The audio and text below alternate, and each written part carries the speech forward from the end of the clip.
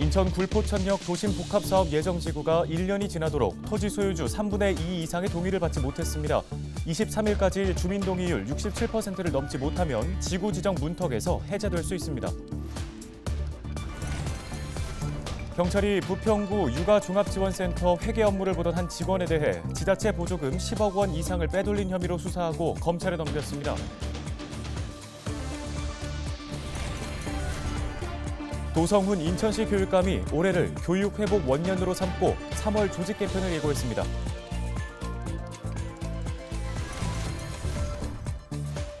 계양구가 올해 83억 원의 예산을 들여 주차난이 심각한 도심지 4곳에 공영 주차장을 조성합니다. 관련 소식 전해드립니다.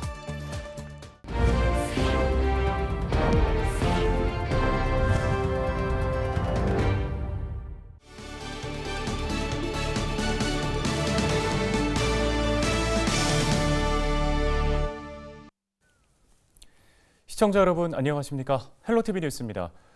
공공주도 도심복합사업이 주민들 간의 갈등 속에 불안한 모습을 보이고 있습니다.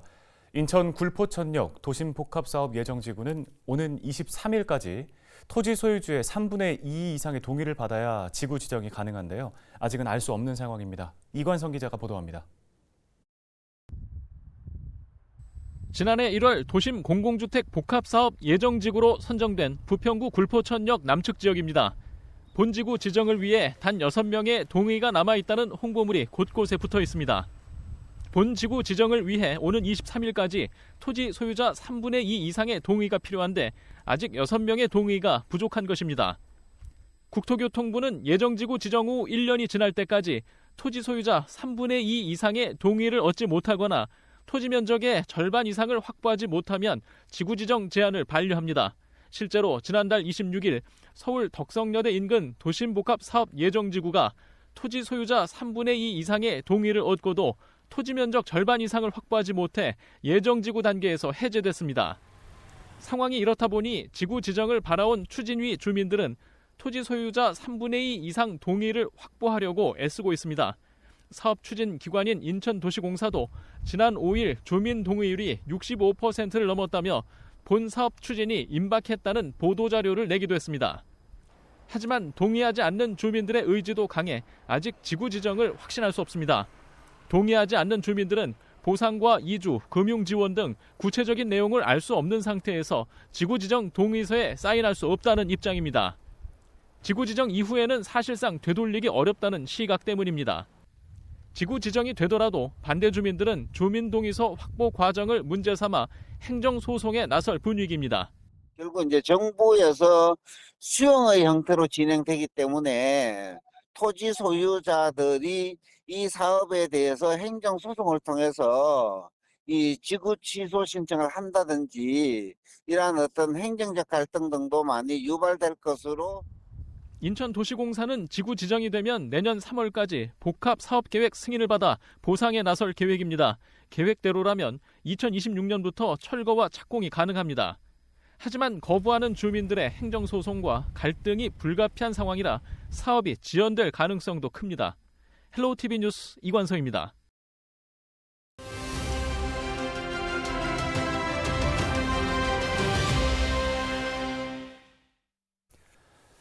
과거 미군이 주둔하던 부평 캠프마켓 D구역의 오염 여부를 확인할 수 있는 환경조사 및 위해성 평가 보고서를 환경부가 공개하지 않은 사실이 뒤늦게 확인됐습니다.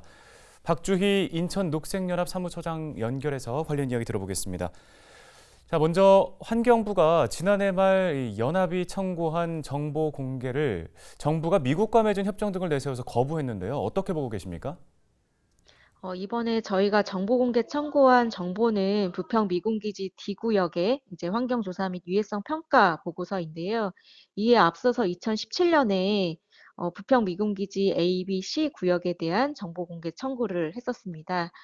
그 당시에도 환경부는 이제 한미 소파 협정을 근거로 비공개를 했는데요. 행정 소송을 통해서 국민의 알 거리를 위해 공개해야 한다고 법원에서 판결을 받았고 공개를 할 수밖에 없었던 거죠. 하지만 이번에도 같은 이유로 정보를 비공개했는데 이는 국민의 알 권리와 사법부를 무시하는 결정이다라고 보고 있습니다. 네, 지금 연합 측에서는 정부의 이번 비공개 결정은 과거 법원의 판단과는 거리가 있다는 의견을 밝혔는데요. 자세한 말씀 좀 들어볼까요?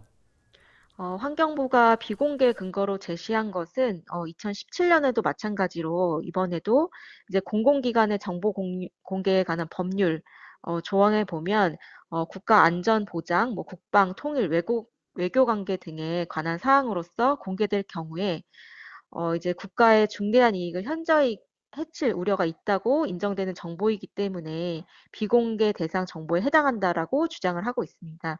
네, 이미 2018년도에 서울행정법원에서 이 환경오염 조사는 어디에 어떤 오염이 얼만큼 있는지 객관적 지표로 기술한 것에 불과하기 때문에 가치 판단이나 해석상 다툼의 여지를 내포하지 않는다. 그리고 미군기지 반환과 관련한 협상 진행에 악영향을 미칠 것으로 보이지 않는다.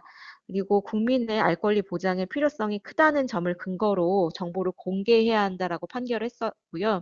그리고 또 추가로 환경부가 비공개 결정의 근거로 제시한 것이 이제 소파 각서입니다. 근데 이것도 법원 판결이 이미 내려진 사항이죠. 이제 소파 관련된 하위 법령은 국회의 비준 동의를 받은 조약이 아니기 때문에 국민의 알 권리를 제한하는 근거 규범이 될 수 없다라고 이미 과거에 판결한 바가 있기 때문에 환경부가 비공개 근거로 제시한 건 모두 과거에 법원 판단을 받았던 것이다. 그래서 지금의 비공개 근거로서는 적절하지 않다라고 보고 있습니다. 네, 이번 처분에 대해서 지금 이의 신청서를 제출하셨잖아요. 받아들여지지 않을 경우에 행정소송도 불사하겠다는 뜻을 전하셨는데요. 어떻습니까? 네. 지금 현재 반환 협상 중인 D구역 같은 경우도 상당 부분 오염이 되었다라고 전해지고 있습니다.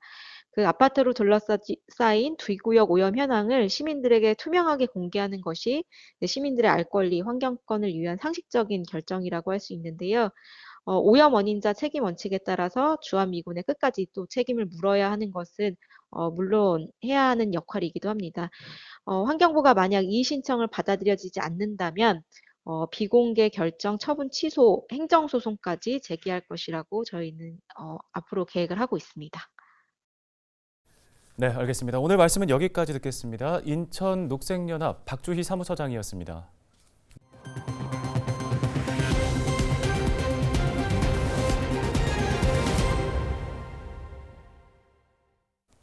다음 소식입니다.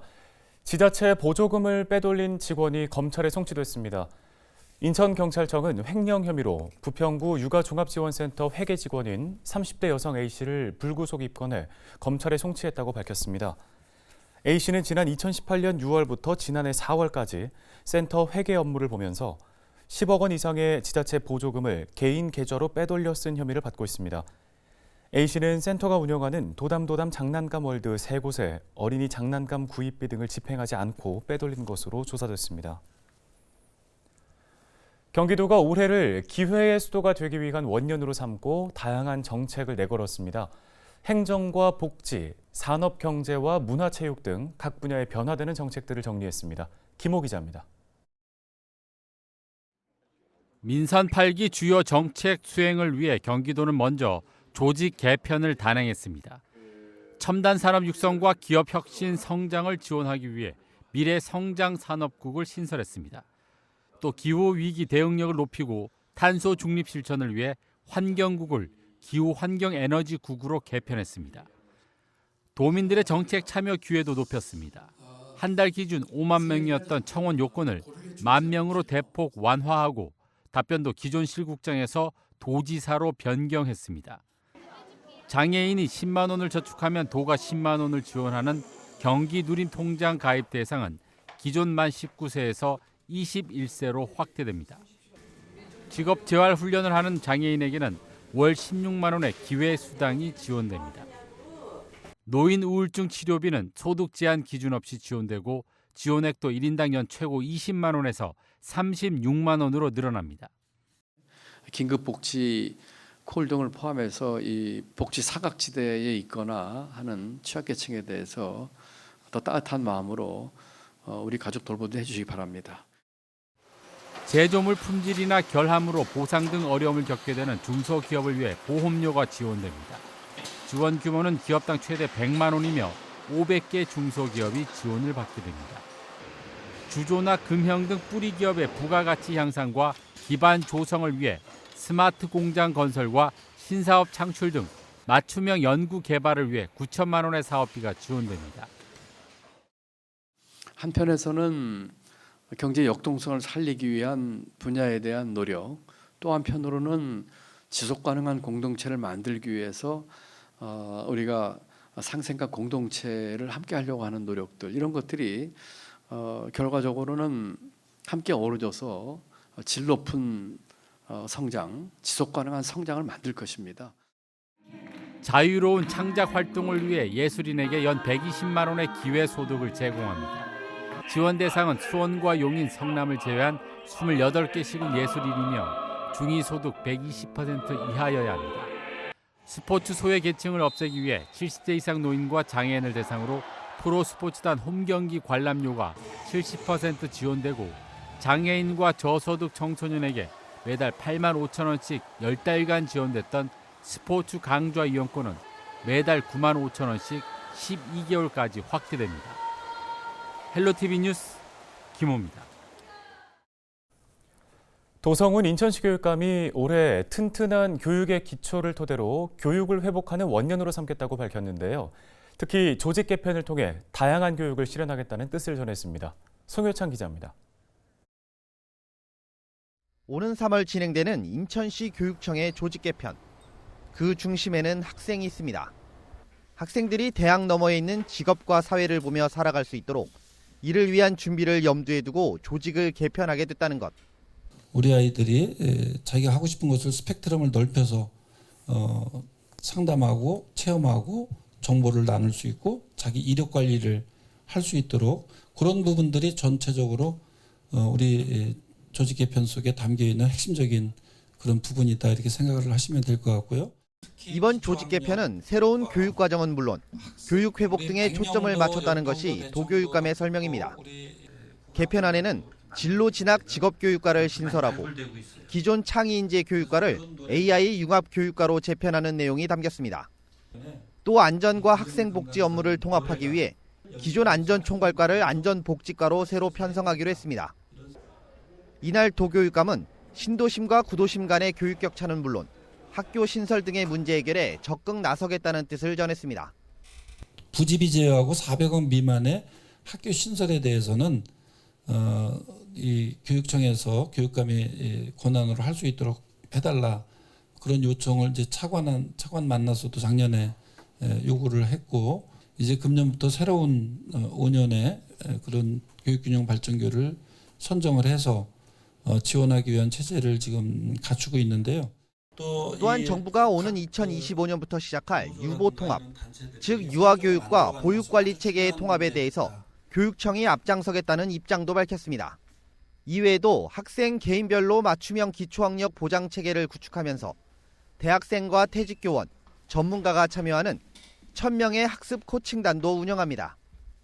창업교육의 방점이 찍힌 글로벌 스타트업 학교와 반도체 산업 수요를 반영한 반도체 고등학교도 신설할 계획입니다. 2023년 교육 회복은 물론 다양한 교육으로 튼튼한 교육을 만들겠다는 도성훈 교육감. 이번 계획에 시선이 모이는 이유입니다. 헬로티비 뉴스 송유차입니다.